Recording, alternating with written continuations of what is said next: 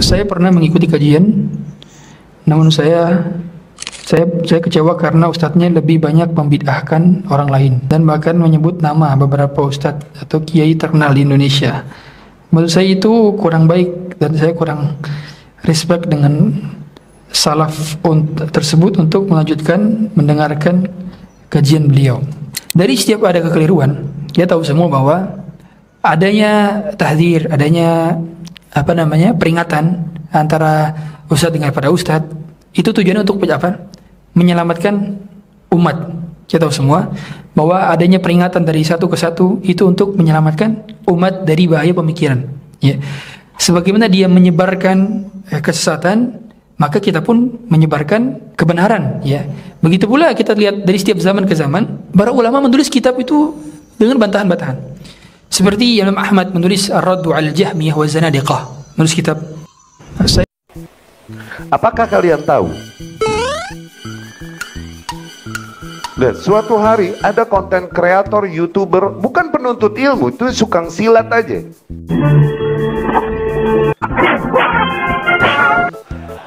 Mampir ke sini.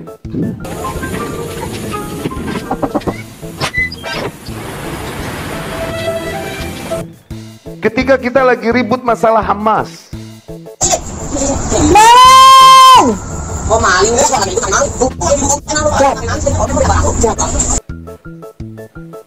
Dia mampir ke sini nih konten kreator. Anda tahu nanti pembicaraan dan lain-lain akan masuk kontennya. Dibilang penjilat penguasa, lo penjilat pantat pemberontak. Lo penjilat pantat pemberontak. Lo penjilat pantat pemberontak. Lo penjilat pantat pemberontak. Lo penjilat oposisi juga, mereka lama. Dan kita ngadepin orang medsos udah tahu yang mereka kejar pasti bukan manhaj, bukan hak, tapi kepentingan. Dan konsep yang mereka rumuskan sendiri sesuai dengan kepentingan. Ya, rokok sudah jadi hal biasa bagi mereka. Tapi bagi orang salafi, rokok itu tabu, teman-teman. Melakukan itu deh. Kalau emang haram kita tinggalkan. Kita masih lakukan berarti kita yakini itu tidak haram dan kita berani bertanggungjawabkan Allah. Kalau dia memang ngajarin manhaj salaf, seharusnya dia tidak merokok dan tidak musik-musikan. Kalau lah yang diajarkan selain manhaj salaf, mungkin kita senang-senang biarin aja lah, terserah dia. Nah, ini tentang seorang ustadz yang videonya viral sedang merokok, sedang mancing dengan pakai celana kolot. Bahwa itu berarti bukan perkara yang udah ijma, perkara yang masih terjadi perbedaan pendapat. Dan nggak boleh seorang muslim memusuhi muslim lain hanya karena perbedaan.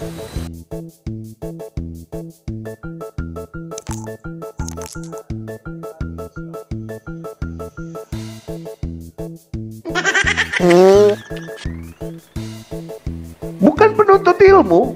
Dia datang bersama istrinya dan anaknya, Masya Allah, dari Bekasi ke sini. Mau bertemu Ustadz Riyad. Ngubunginnya Pepet. Anak hindari, kenapa? Ini dimanfaatkan nanti buat kepentingan dia yang lagi demen-demennya debat sana, debat sini, debat sama orang HTI, debat sama mana, debat sama. Tadi ngomong dia nyari hujah buat senjata debat dia nanti. Ini orang bukan lagi nyari kebenaran, nyari bekal perang. Tapi kita doakan hidayah udah dan kita hindari sebisa mungkin, dan kebetulan memang kita mau jalan mancing.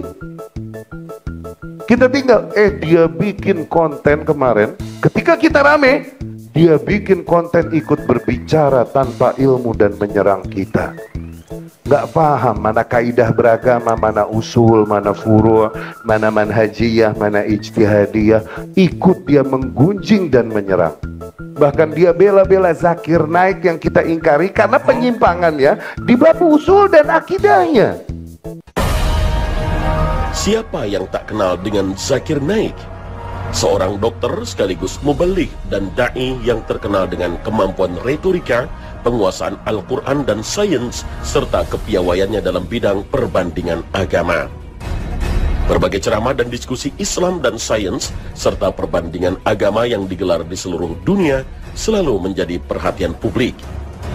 Lebih dari 2000 public speaking telah dilakukan oleh Zakir Naik di Amerika Serikat, Kanada, Inggris, Arab Saudi, Uni Emirat Arab, Kuwait, Singapura, Hong Kong, naik di Amerika Serikat, Kanada, Inggris, Arab Saudi, Uni Emirat Arab, Kuwait, Singapura, Hong Kong, Thailand, Guyana, Qatar, Bahrain, Afrika Selatan, Mauritius, Australia, Malaysia, dan banyak negara lain dalam 10 tahun terakhir.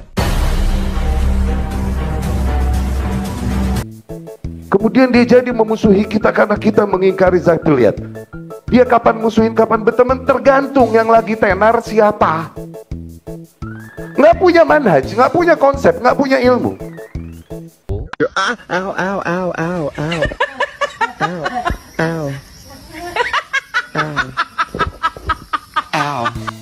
Dia gunjing pemerintah, menteri agama salaman sama cewek, dia bikin konten. Nggak punya ilmu. Ntar kita lagi kasus Hamas viral, dia mepet ke gue. Sekarang lagi viral begini, dia ikut nyerang gue. Tuh, lihat, nggak ada konsep, nggak ada konsepnya. Apa yang dia rumusin aja sama kepentingan dia sendiri. Betingkah, akhirnya kemarin dikeplakin, ditoyorin sama datang sana sini diskusi ngajak debat bahlul, akhirnya dikeplakin, ditoyorin sama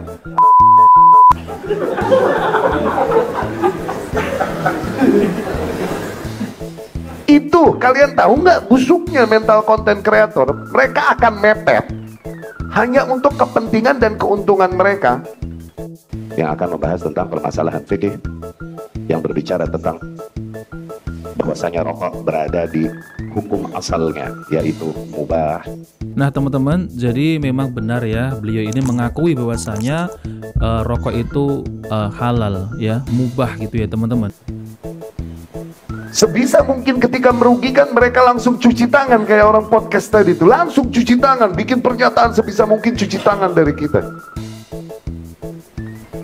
Ya bagus, memang kita berlepas diri. Sejak kita jauhi mereka, kita minta turunin video-video kita. Udah nggak kita ridhoi lagi di situ. Ada lagi satu sahabat lainnya, dia memilih memang untuk ikut arus itu. Ya sudah, semoga Allah beri hidayah mereka. Kita bilang turunin semua video-video gue, jangan ada yang di podcast itu.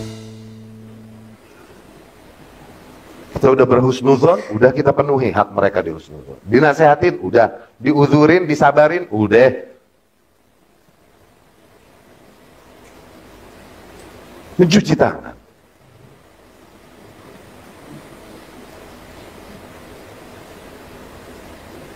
Tuh, asal kalian tahu busuknya mental dan moral konten kreator dan dai-dai yang asal kalian tahu busuknya mental dan moral konten kreator dan dai-dai yang demen mepet dan menunggangi dan nebeng tenar dan lain-lain.